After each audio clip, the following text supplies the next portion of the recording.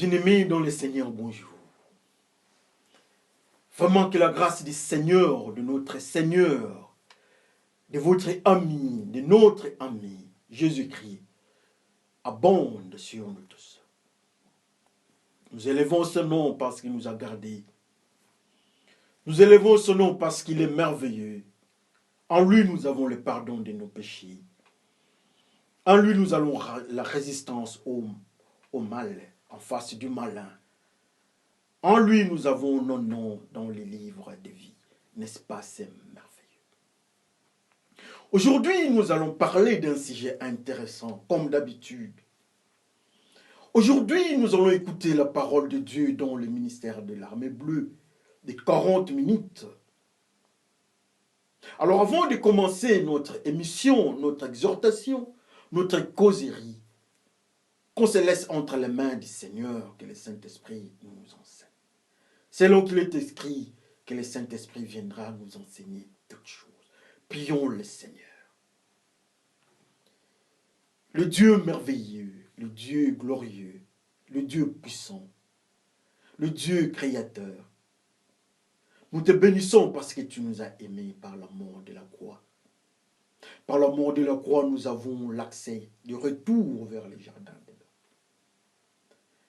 Par l'amour de la croix, nous avons le droit, comme le Seigneur nous dit dans le livre des Révélations, nous avons le droit de manger le fruit de vie qui est encore dans le jardin d'Éden. Et la porte est scellée. Mais avec Jésus-Christ, nous avons le droit. Nous te glorifions pour cela. Que la parole que nous allons entendre soit la parole qui vient de toi. Que cette parole nous enseigne, que cette parole nous purifie. Selon qu'il est écrit que la parole que nous entendons nous rend purs. Merci pour cette grâce. Père, par le nom de notre Seigneur Jésus-Christ, nous te glorifions et nous disons Amen. Nous glorifions l'Éternel, notre Dieu, le Dieu de Jésus-Christ, le Dieu de toute puissance, le Dieu de toute présence, le Dieu qui amène, le Dieu qui conduit, le Dieu qui guide. N'est-ce pas, c'est merveilleux d'être enfant de Dieu? Alors, sans plus tarder, l'occasion est donnée de 40 minutes. Nous avons notre message d'aujourd'hui intitulé « Les deux pèlerins ».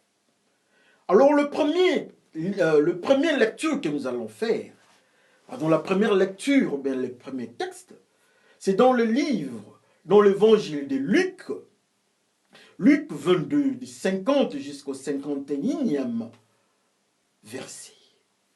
22e chapitre de l'évangile de Luc, à son 50e verset jusqu'au 51e. Lisons par le nom de notre Seigneur Jésus-Christ.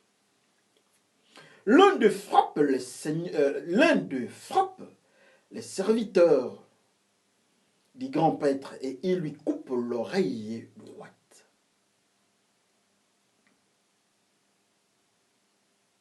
Et Jésus prend la parole. Laisse faire. Cela suffit. Il touche l'oreille du serviteur et il les guérit. Amen. Ça, c'est Jésus-Christ. On vient arrêter. C'est l'opération. C'est l'ambiance du chemin de la croix. Le Seigneur doit être arrêté. La turbulence commence. Le sang sort. Le Seigneur arrête le processus du combat. Et le Seigneur guérit les blessés. Amen. Notre deuxième texte, notre deuxième lecture, c'est dans le livre, dans l'évangile de Jean. Jean, dans son 19e chapitre, du 33e jusqu'au 34e verset. Jean 19, 33 jusqu'au 34e verset. Lisons par le nom de notre ami Jésus-Christ. Amen. Quand ils arrivent auprès de Jésus, ils voient qu'il est déjà mort. Alors, ils ne lui cassent pas les jambes, Mais un des soldats perce le côté de Jésus-Christ avec sa lance. Du sang et de l'eau en sortaient aussitôt. Amen. Du sang et de l'eau en sortent aussitôt. C'est intéressant. On se retrouve dans les deux antipodes. On vient arrêter le Seigneur. Et de l'autre côté, on est en train déjà de voir le Seigneur ne plus en vie. Amen. Qu'est-ce qui s'était passé au juste? C'est intéressant de voir que le Seigneur, qui était pendant la journée, qui était avec eux toute la journée, il causait avec eux, il discutait avec eux. De jour en jour, 2 mois, ils étaient ensemble. Ils ont tendu des pièges, mais pour arrêter le Seigneur, ils viennent de là. Le grand prêtre avait ses serviteurs. Mais alors dans cette ambiance-là, dans cette agitation, Pierre prend l'épée, il coupe l'oreille du serviteur du grand prêtre. L'oreille est tombée. Son nom c'est Malchus. Son nom est Malchus et son oreille est tombée. Il vient de perdre l'oreille. Alléluia. Le Seigneur n'est pas content du comportement. Il dit non, ça ne doit pas se passer ainsi. Je dois aller à la croix. Laissez les pierres, ne soient pas coupables. Le Seigneur prend l'oreille coupée, il remet ça en place. Alléluia. Je crois que c'était une stupéfaction. Mais comme ils avaient un cœur dur, ils étaient décidés à faire le mal. Le Seigneur doit aller à la croix. Malgré ce miracle, ils ont décidé de continuer leur volonté d'amener le Seigneur jusqu'au bout, donc à la mort. Alors l'autre texte nous parle du Seigneur qui est déjà à la croix. Le Seigneur est à la croix. Mais malheureusement, le Seigneur n'est pas à la croix en train de parler. Le Seigneur est mort. C'est le corps mort du Seigneur à la croix. À côté de lui, de chaque côté, il y avait un voleur. Donc il avait 2 voleurs. L'un à gauche, l'autre à droite. Quand les soldats sont venus, ils ont constaté que les 2 voleurs étaient en vie. Ils ont cassé leurs pieds. Mais ils sont venus du côté du Seigneur, donc au milieu. Avec stupéfaction, les soldats remarquent que non, le Seigneur avait rendu l'âme. Combien de minutes après ils sont venus? Je ne sais pas. Mais le Seigneur n'était plus là, c'était un corps sans vie. Alléluia. Et les soldats se décident. Les soldats prennent des positions. Un de leurs prend la lance, donc sa lance. Il trouve, il perce le côté du Seigneur. Et un phénomène mystérieux se passe. L'eau et le sang sortent immédiatement. Ça sort juste à la plaie, à la blessure. Le sang et l'eau sortent au même moment.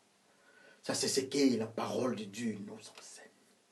Mais allons un peu plus loin, comme nous avons toujours l'habitude de dire, allons dans le couloir prophétique. Allons dans les enseignements de Dieu. Qu'est-ce que Dieu veut nous enseigner dans tout cela? Commençons d'abord avec le Seigneur lui-même qui est à la croix. Le Seigneur est mort. Il dit, oh Dieu, oh Père, prends mon âme. Et le Seigneur prend l'âme du Seigneur. Le Seigneur est parti. C'est le corps qui reste. Mais il y a un phénomène qui se passe. Quand on trouve, quand on perce avec la lance le côté du Seigneur, l'eau et le sang sortent automatiquement. Quelle surprise! Je ne sais même pas quel était le comportement ou la réaction du soldat ou bien les soldats dans leur ensemble. Je ne sais pas comment est-ce qu'ils avaient réagi. Mais la Bible nous dit que l'eau et le sang sortent au même moment. Est-ce que le sang était en caillou? Je ne sais pas. Est-ce que c'était une eau trouble, une eau sanguinolente? Je ne sais pas, mais l'eau et le sang sont sortis au même moment. Pourquoi l'eau et le sang sortent au même moment? Pourquoi cette précision? Pourquoi l'eau et le sang sortent du corps mort? Pourquoi cette eau-là ne peuvent, l'eau et le sang refusent de rester? Pourquoi le Seigneur permet à ce qu'on perce les côtés?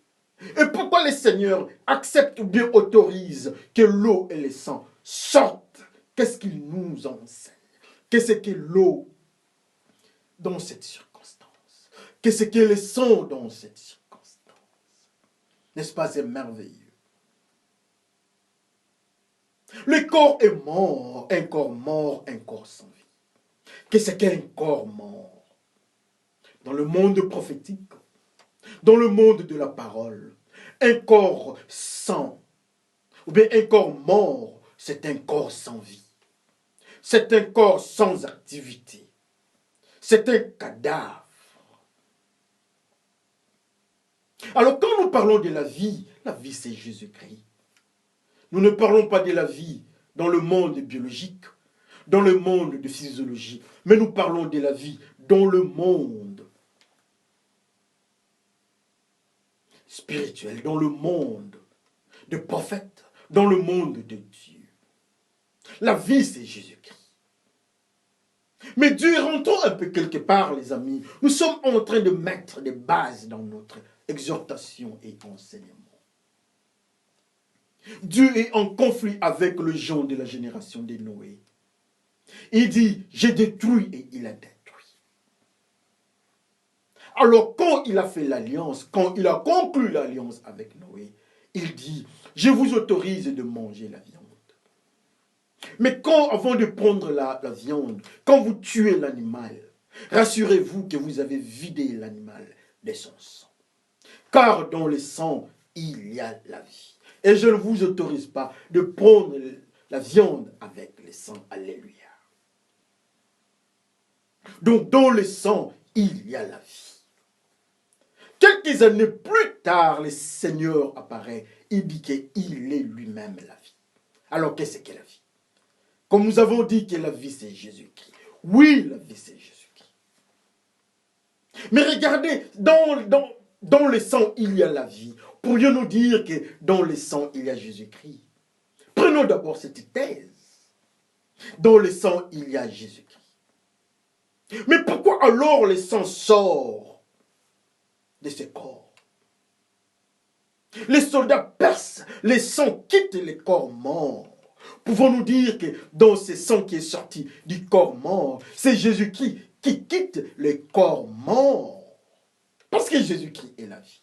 Quand le sang quitte le corps, là où il y a le sang, dans le sang, il y a la vie. Donc, nous pouvons conclure.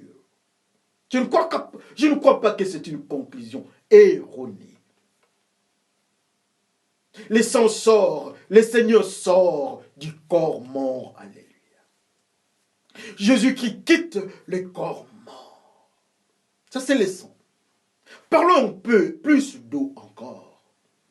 Comme nous avons toujours dit, sur le plan biologique, la formule des eaux, c'est H2O.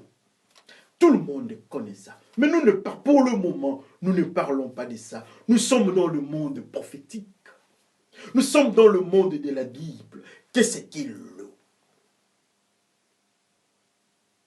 L'eau, c'est Jésus-Christ qui dit qu'il est l'eau vive. Il donne la vie. Il est lui-même la vie. Alors, dans l'activité qui se passe dans le corps de l'homme, il y a la vie. S'il n'y a pas de vie, c'est un corps mort. Alors, comme nous constatons que le corps est mort, c'est que même l'eau vive ne peut plus rester là-bas. Parce que l'eau vive, c'est Jésus-Christ. Oui, c'est vrai. L'eau vive, c'est Jésus-Christ. Et voilà Jésus-Christ quitte le corps mort. Voilà Jésus-Christ quitte les cadavres. Ça, c'est la plaie. La première plaie. La blessure faite par le soldat. Souvenez-vous, nous avons dit que nous avons intitulé notre message « Les deux plaies ». Alors dans cet environnement, qu'est-ce que Dieu nous enseigne? Oui, le Seigneur nous enseigne quelque chose. Oui, le Seigneur est en train de nous révéler que le Seigneur, le roi des rois, Jésus-Christ qui est la vie, ne peut jamais habiter dans un corps mort. Jésus-Christ qui est l'eau vive ne peut pas habiter dans un corps qui est mort. Et voilà le corps du Seigneur lui-même est en train de perdre l'eau vive et en train de perdre la vie, le sang qui a Jésus-Christ. Mais alors nous autres, la Bible nous dit que le péché amène la mort. Le salaire du péché, c'est la mort. Donc tous ceux qui sont dans le péché, spirituellement dans le monde prophétique, ils sont appelés morts. Ils sont appelés cadavres. Nous pouvons marcher. Nous pouvons faire tout ce que nous pouvons faire en tant qu'humains. Mais dans le monde prophétique, dans le monde spirituel, on nous appelle, on nous dit que nous sommes cadavres, nous sommes morts, nous qui sommes pécheurs, nous sommes morts. Qu'est-ce qu'un pécheur? Un pécheur, c'est quelqu'un qui s'est révolté, c'est un désobéissant. Il dit non à Dieu. Alors quand nous disons non à Dieu, quand nous nous rébellons au devant de Dieu, la suite, la conséquence directe, c'est la mort spirituelle. Alors, comme nous sommes morts spirituellement à cause de nos péchés, Jésus-Christ, qui est la vie, nous quitte.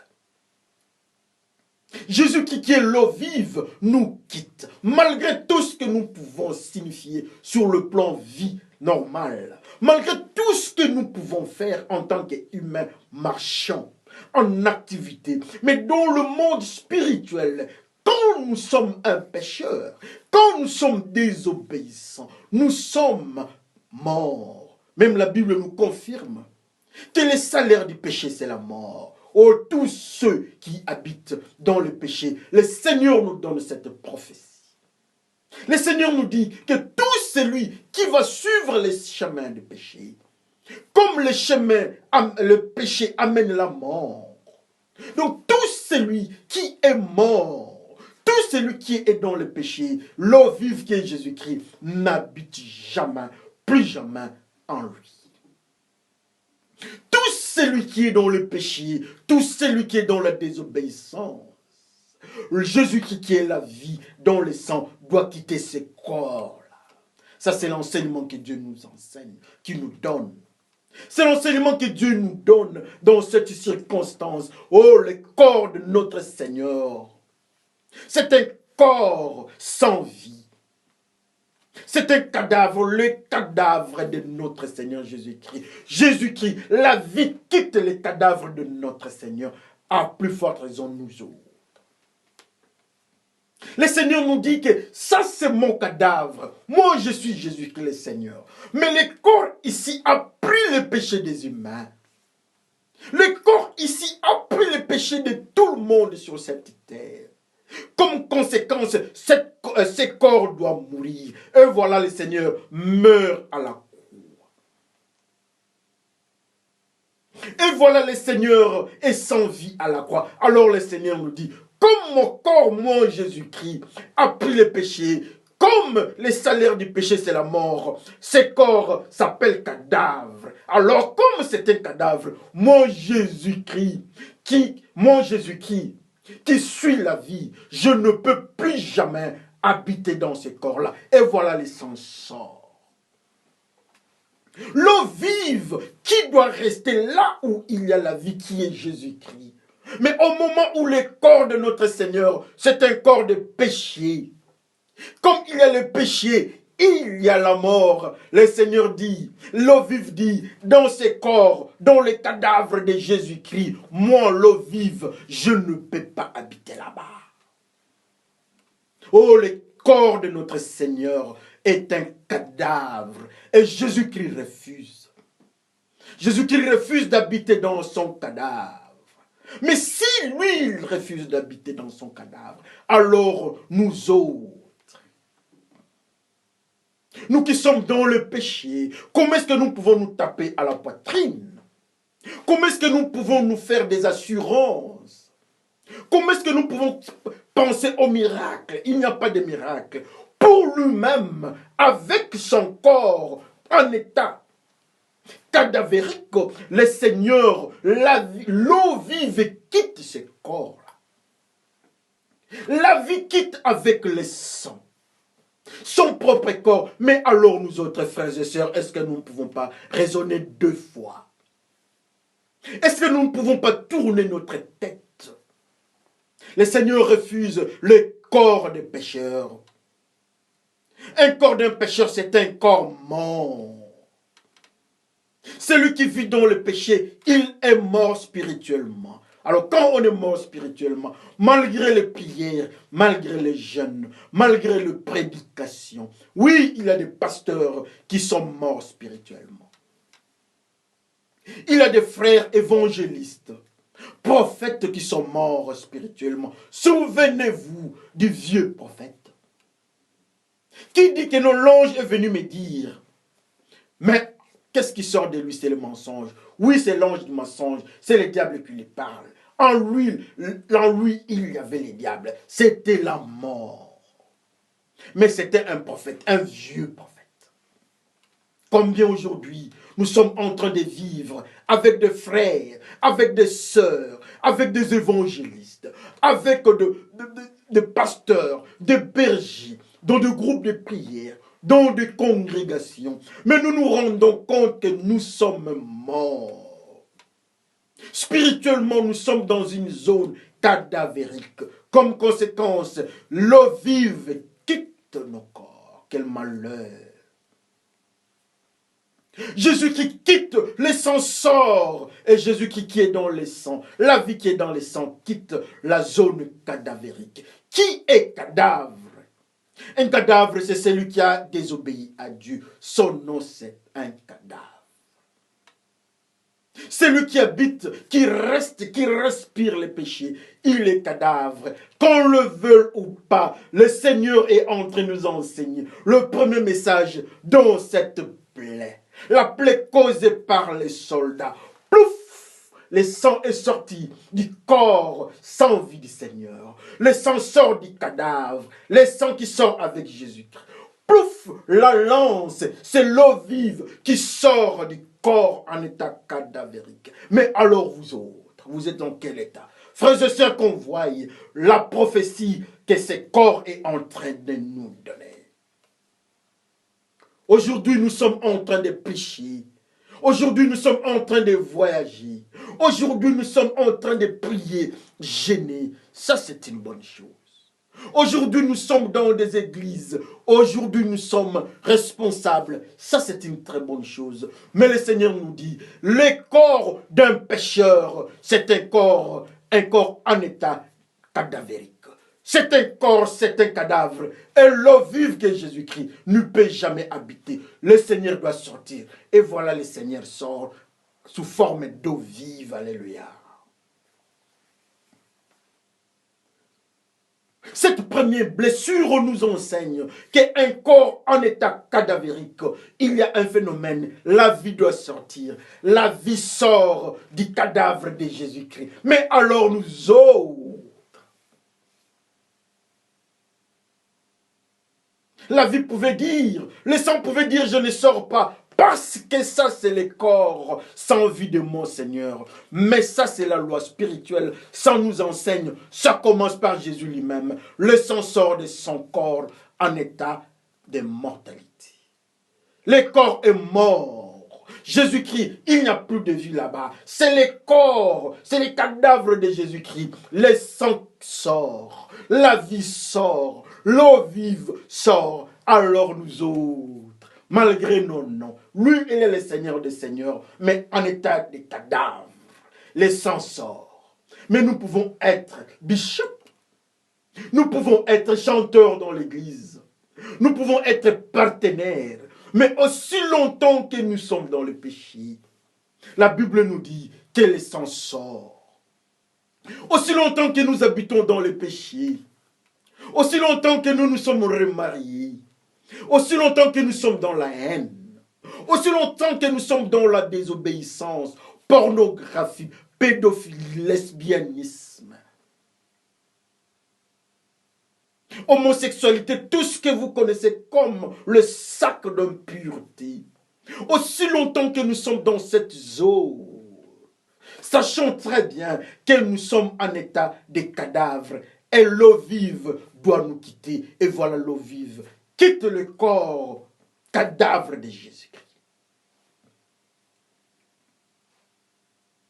Que tout le monde regarde sa vie.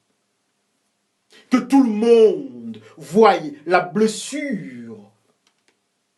Voilà comment est-ce que le sang est en train de sortir. Qui a causé cette sortie du sang? C'est un soldat romain.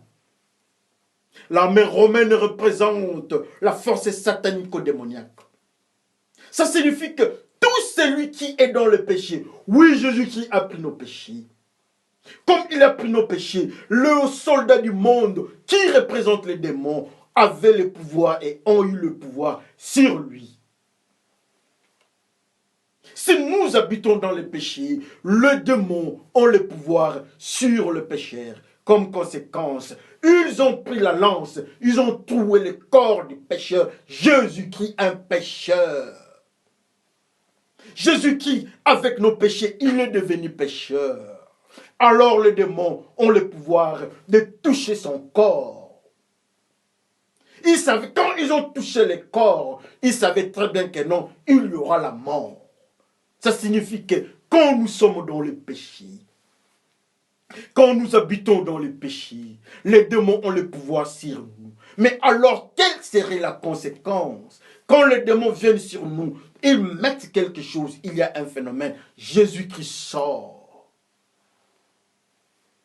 Les démons savent très bien cela. Un corps mort, Jésus-Christ n'habite plus. Alors ils viennent avec la lance. Et Jésus-Christ, l'eau vive n'a pas résisté. L'eau vive est sortie. Le sang est sorti du corps d'un cadavre. Du corps d'un mort. Un cadavre ne peut pas bouger. Et voilà, le sang sort. Combien de fois nous sommes appelés cadavres? Quel malheur. Voilà encore la deuxième aventure. La guerre entre ceux qui doivent arrêter les seigneurs et ceux qui sont du côté du Seigneur.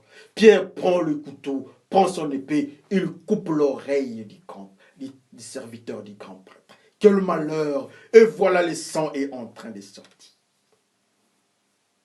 Ça, c'est la deuxième plaie. Mais un phénomène qui se passe, le Seigneur, au lieu de laisser voir le mort agir, le Seigneur prend l'oreille, il le remet en place. Ou encore, il arrête le mort agir. Qu'est-ce qu'il nous enseigne? Qui est blessé? Les serviteurs du grand prêtre. Jésus-Christ, qui est la vie, n'autorise pas à ce que le sang quitte le serviteur du grand prêtre. Qui est le grand prêtre dans le monde spirituel? Le grand prêtre, c'est Jésus-Christ lui-même, selon l'ordre de Melchisédek. Alors, si nous sommes les serviteurs de Jésus-Christ, Jésus-Christ nous dit que le sang ne peut jamais nous quitter. Le sang va rester, le sang doit habiter dans le corps de serviteurs de Jésus-Christ. Et comme conséquence, il referme et le sang ne sort plus jamais. Alléluia. Jésus-Christ nous enseigne que si nous sommes dans le service des sacerdoces, parce que travailler avec les grands prêtres, c'est être dans le service des sacerdoces.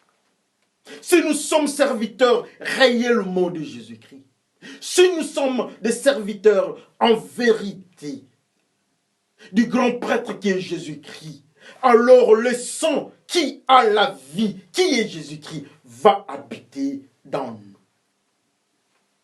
Mais de l'autre côté, un corps mort, un corps d'un pécheur. Le sang n'habite pas le corps d'un pécheur, le sang quitte le corps d'un pécheur. Le sang quitte le corps d'un adultère, oh, le sang quitte. L'eau vive quitte l'adultère. Le fornicateur, ils sont déshydratés. Il n'y a plus d'eau. Jésus-Christ, l'eau vive quitte le corps mort des adultères, des remariés, des pasteurs escrocs, des frères escrocs et tout ce qui est la saleté dans l'église. Jésus-Christ quitte, l'eau vive quitte. Mais celui qui est le serviteur du grand prêtre, qui est Jésus-Christ lui-même, Jésus-Christ autorise à ce que le sang habite là-bas. Dans son corps, il est là, Jésus-Christ, dans le corps du serviteur du grand prêtre. Jésus-Christ ne veut pas quitter le serviteur du grand prêtre. Qui est le serviteur du grand prêtre? Comme nous avons dit que Jésus-Christ est le serviteur du grand. Jésus-Christ est le grand prêtre. Donc le serviteur de Jésus-Christ, ce sont ceux qui obéissent aux lois de Jésus-Christ. Ce sont les disciples de Jésus-Christ qui habitent dans la vérité.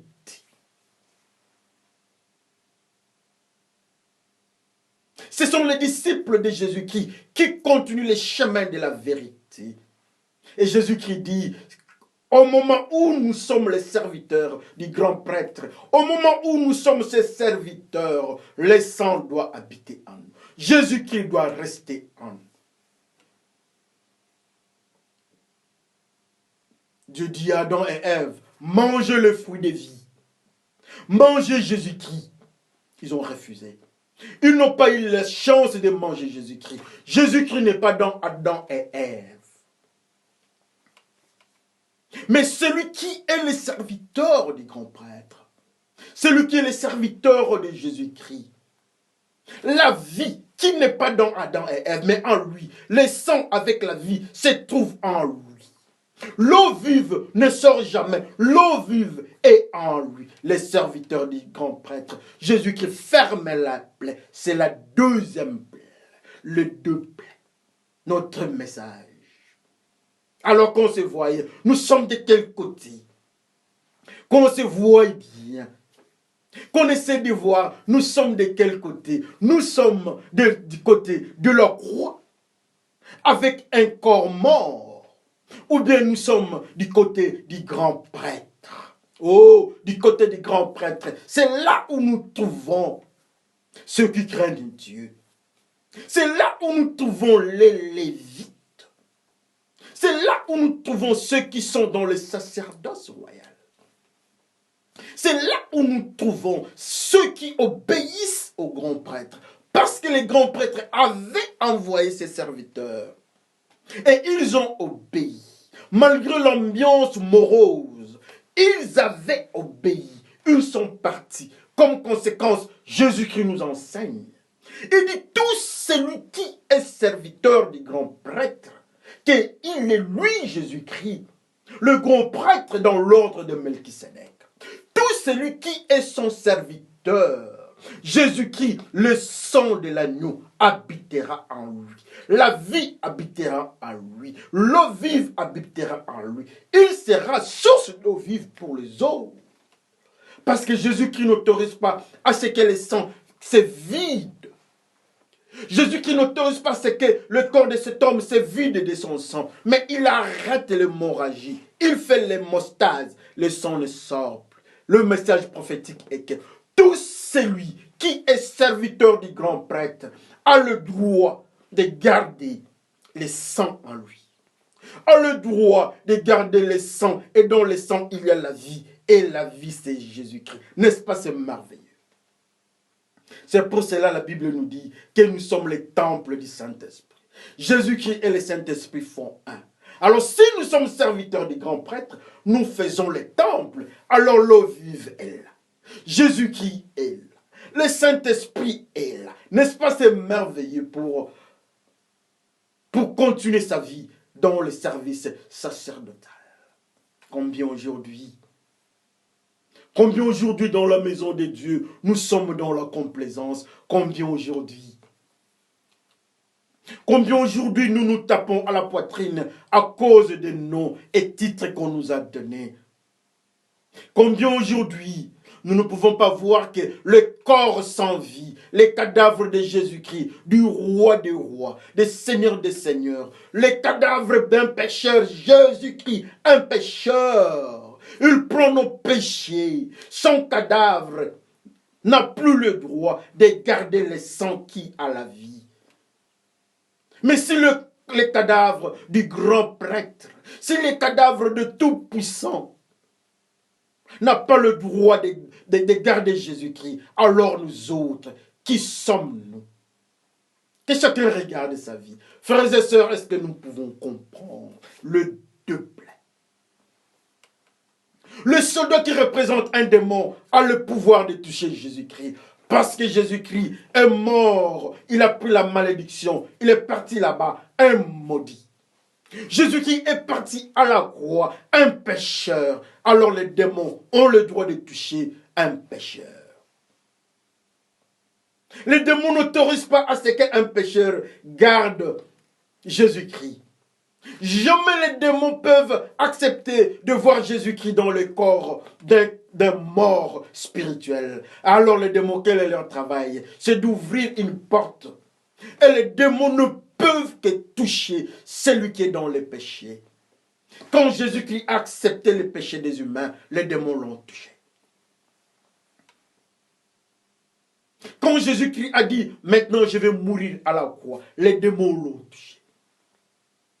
Mais alors toi, est-ce que les démons peuvent te toucher? Oui ou non? Si les démons te touchent, ou bien si les démons me touchent, assurément, nous sommes un corps sans vie. Nous sommes un cadavre. Nous sommes un pécheur. Comme conséquence, Jésus-Christ, l'eau vive, Jésus-Christ, la vie, n'habite pas. Mais la bonne nouvelle est encore là. On nous donne une opportunité, on nous donne une information encourageante, une information concluante. Avec Jésus-Christ, le grand prêtre, nous avons le droit d'habiter, d'accepter Jésus-Christ, de garder Jésus-Christ dans notre corps. Le sang ne peut pas sortir. Jamais il y aura hémorragie. Jamais il y aura anémie pour le serviteur du grand prêtre. Quand la femme n'avait pas connu Jésus-Christ, les sangs coulaient. La femme partait au médecin, les sangs coulaient. Jésus-Christ ne faisait que sortir. Mais le jour que la femme a touché à la robe de Jésus-Christ, le jour que la femme a accepté Jésus-Christ, son hémorragie s'était arrêtée. Et la Bible nous dit que Jésus-Christ a remarqué une force sortir de lui. Oui, c'était Jésus-Christ qui était sorti de lui-même pour aller vers la femme. Parce qu'il était la vie. La vie rentre maintenant dans la femme. Et il n'est plus une femme hémorragique. Elle n'est plus, une femme anémique. Mais alors toi, tu te dis que tu es une femme. Mais quel type de femme? Hémorragique, anémique, ou bien la femme qui a touché Jésus-Christ? Touche Jésus-Christ. Nous touchons tous Jésus-Christ et Jésus-Christ entre en nous. Et Jésus-Christ ferme l'artère ou bien la veine ou bien capillaire qui faisait couler le sang. Jésus-Christ ferme ça. Le sang ne coule plus. La femme est guérie. Le serviteur du grand prêtre est guéri. Il y a hémostase. Le sang est bloqué. Oh, Jésus-Christ est rentré. Jésus-Christ est dans le corps du serviteur du grand prêtre. Jésus-Christ est dans le corps de la femme. Mais toi, tu es la femme. Jésus-Christ te dit, il y a encore une occasion. Jésus-Christ te dit, il y a encore de l'espace pour toi. Tiens seulement la robe de la pureté. Dès que tu touches à sa robe, dès que tu acceptes la pureté, Jésus-Christ va entrer en toi. La vie va entrer en toi. L'eau vive va entrer en nous. Et nous serons purs. Et nous serons en vie. Ça sera notre droit de garder Jésus-Christ en nous. Ça sera notre droit d'être appelés les temples de Dieu. Mais le corps sans vie, le corps en état de cadavre du Seigneur Jésus-Christ n'avait plus le droit, plus jamais le droit de garder le sang, ou bien la vie, ou bien l'eau vive. Mais pourquoi nous devons nous taper à la poitrine? Pourquoi nous avons des noms au moment où nous sommes des cadavres? Pourquoi nous gênons au moment où nous sommes des cadavres? Pourquoi nous prions même la prière d'un pécheur? Dieu dit, c'est une abomination. C'est la prière d'un cadavre. Dieu n'est pas un Dieu des morts. Mais nous aimons Jésus-Christ, il nous parle. Il nous dit qu'avec le principe de Melchisédek, il est le prêtre, il est le grand prêtre d'éternité en éternité. Donc, il est toujours là et il restera là. Ça signifie qu'il n'y a pas de retard. Il est toujours là, il est alpha, il est oméga. Il cherche des serviteurs. Aujourd'hui, le message. Aujourd'hui, Jésus-Christ frappe à la porte. Il veut que tu sois son serviteur. Ne sois pas dans la première plaie du corps de Jésus-Christ le péché, mais sois dans la deuxième plaie du corps du serviteur du grand prêtre. Quand nous sommes serviteurs du grand prêtre, nous avons le droit de loger Jésus-Christ, d'accommoder Jésus-Christ, d'accommoder le sang de l'agneau, d'accommoder l'eau vive dans notre corps. Et nous sommes dans le service de Dieu, d'éternité en éternité. N'est-ce pas, c'est merveilleux? Que chacun regarde sa vie. Que chacun regarde sa vie. Nous sommes amis des démons. Les démons constatent, dès que nous faisons une alliance avec eux, ils doivent ouvrir une porte. Ils doivent nous blesser. Et Jésus-Christ est obligé de sortir. Parce que quand nous sommes sous contrôle des démons, nous sommes cadavres. Et Jésus-Christ n'habite pas le corps des cadavres. Le sang qui a la vie n'habite pas le corps des cadavres. L'eau vive n'habite pas le corps des cadavres. Ça, c'est le mystère des démons qui nous enseignent. Mais la bonne nouvelle est celle-ci. Que Pierre est en train de nous dire, quand on enlève, quand je coupe l'oreille du serviteur du grand prêtre, Jésus-Christ n'autorise pas ça. Jésus-Christ n'autorise pas de voir le sang couler, voir le sang sortir du serviteur du grand prêtre. Qu'est-ce que Jésus-Christ fait? Il ferme la porte et le sang ne sort plus. Alors où est le sang? Alors où est la vie? Alors où est l'eau vive? L'eau vive est bloquée dans le corps du serviteur du grand prêtre. Et le grand prêtre, c'est Jésus-Christ. Et son serviteur, son nom, ça peut être toi, ça peut être moi, à condition de fuir les péchés. Quand nous fuyons les péchés, nous ne serons jamais un cadavre. Que le Seigneur bénisse son peuple. Prions le Seigneur. Dieu de gloire, Dieu de bonheur, Dieu d'autorité. Nous avons vu les deux plaies. Au moment où nous parlons, nous sommes pécheurs. Le salaire du péché, c'est la mort. Les démons ont le pouvoir sur nous. Les démons sont jaloux de voir Jésus-Christ en nous. Le diable nous amène dans le péché. Et le même diable dit à Jésus-Christ de nous quitter parce que spirituellement nous sommes morts. Jésus-Christ, tu nous as quittés. Mais nous te remercions parce que tu es présent et tu es le grand prêtre selon l'ordre de Melchisédek. Aide-nous à obéir à ta parole. Et quand nous obéissons à ta parole, nous habitons dans le royaume des sacrificateurs. Comme tu nous parles dans les livres, quand tu nous parles dans la parole de Dieu, comme tu nous parles dans nos cœurs, que nous sommes des serviteurs du Dieu Tout-Puissant. Merci pour la grâce que tu nous as faite. En toi, nous avons la vie. En toi, nous avons la source d'eau vive. Merci de tout ce que tu nous as dit. Seigneur, je te laisse mes frères et sœurs qui ont entendu et qui entendent cette parole. Que tu les aides à quitter le monde de la zone cadavérique pour être dans le service sacerdotal du grand prêtre. C'est à cet instant-là que nous aurons la vie et la vie en abondance. Par le nom de Jésus-Christ, Père, nous te glorifions. Nous disons Amen. Que le Seigneur bénisse son peuple. Merci.